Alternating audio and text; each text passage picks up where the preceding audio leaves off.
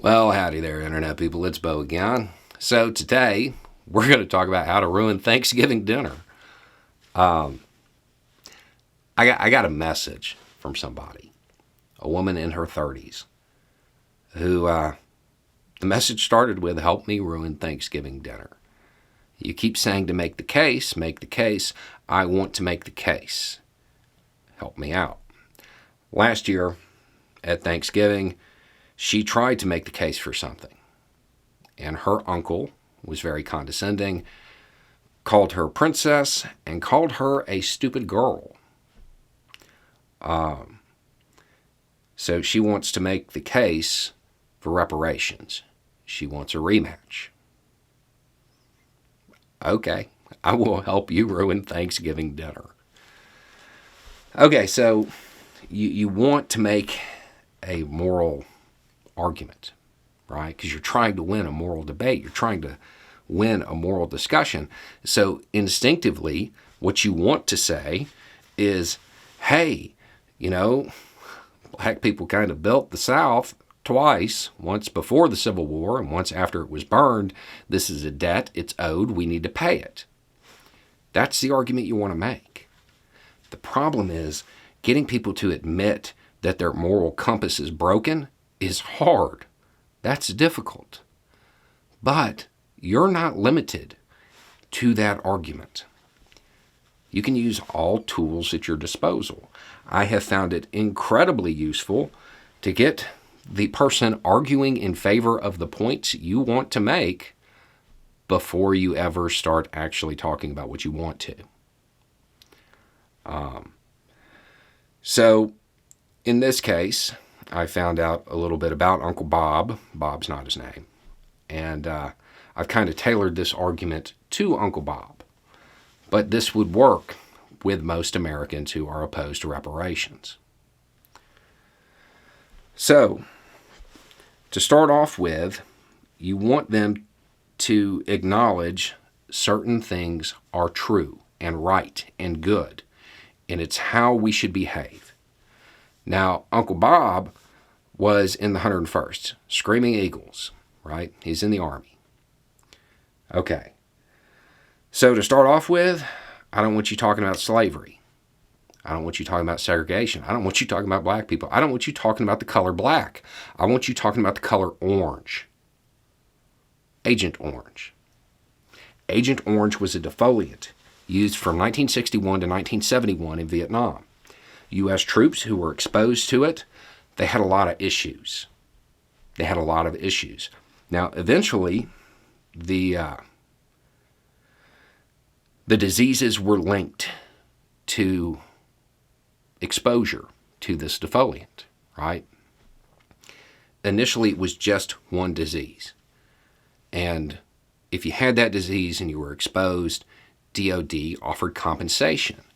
Now, over time, DOD expanded the list. There were more diseases that got included, but it's not like they reached out to the troops and were like, hey, we owe you money. So a whole bunch of troops never got to claim that money. This weird thing happened. In some cases, that compensation is available to their survivors. You know that this is the right thing to do. Pretend that it's not. Tell Uncle Bob that's wrong. And watch Uncle Bob convince you that it's right. That no, the government did that, and therefore they have to pay. And just because that soldier isn't there doesn't mean that their survivors shouldn't get that money. Let him convince you. You're super smart, Uncle Bob. You're absolutely right. I understand. Because that soldier, because his earning potential was limited because of the exposure, well, then their kids had less. They had less to build their life with.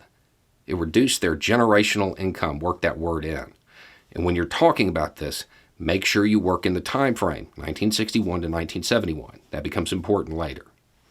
Locks them down. Doesn't make them make a silly argument. So you say, yeah, absolutely. You have convinced me.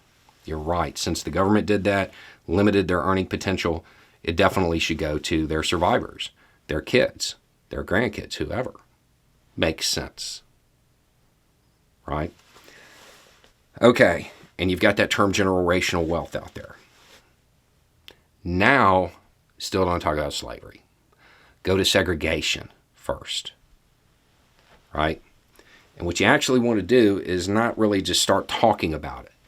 Just be like, did you know that it was 100 years before the U.S. government really started, trying to remedy civil rights issues in the U.S.? 100 years after slavery. Didn't get anything until 1964, 1968. Same time frame, right?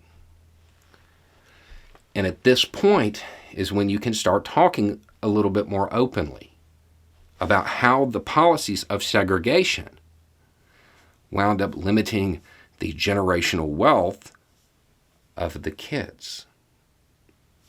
And you can start from there. At this point, Uncle Bob's already agreed that the 1960s, not too far back. And that if the government does something that limits earning potential, the kids are entitled to the benefits. He already made your argument for you. Just repeat it back to him. Is it going to work? Probably not. It probably won't work on Uncle Bob, but it may work on some of the other people at the table. Uncle Bob's going to be really mad that his stupid girl princess played him. But you will definitely get the result you're looking for at Thanksgiving dinner. That's the way to frame the argument. When you're talking about something that is moral, it may not always be the best route to make the moral case. Make a different case. Or better yet, get them to make it. And then just say, you already said this was true. The government policy of segregation limited their earning potential. Therefore, their kids were impacted. Therefore, they're entitled to compensation. Just like the other case. And then once you've made that, you can move it back to slavery. Because it's the same thing in the sense of this injury. Since you're not going to be able to make the moral argument with them, you're not going to be able to make the moral case, make the property rights case. This was an injury that was sustained because of the behavior of the U.S. government. Therefore, they're entitled to compensation. And just go with it that way. If anybody else needs help ruining Thanksgiving dinner, please don't hesitate to send me a message. For a long time in this country, we've been trained. Don't talk about money, politics, and religion, right? What are people getting killed over? What are people getting hurt over today? Maybe it's time we start talking about it at Thanksgiving dinner. Maybe it's time we start talking about it rationally as much as possible so less people get hurt. Anyway, it's just a thought. Y'all have a good day.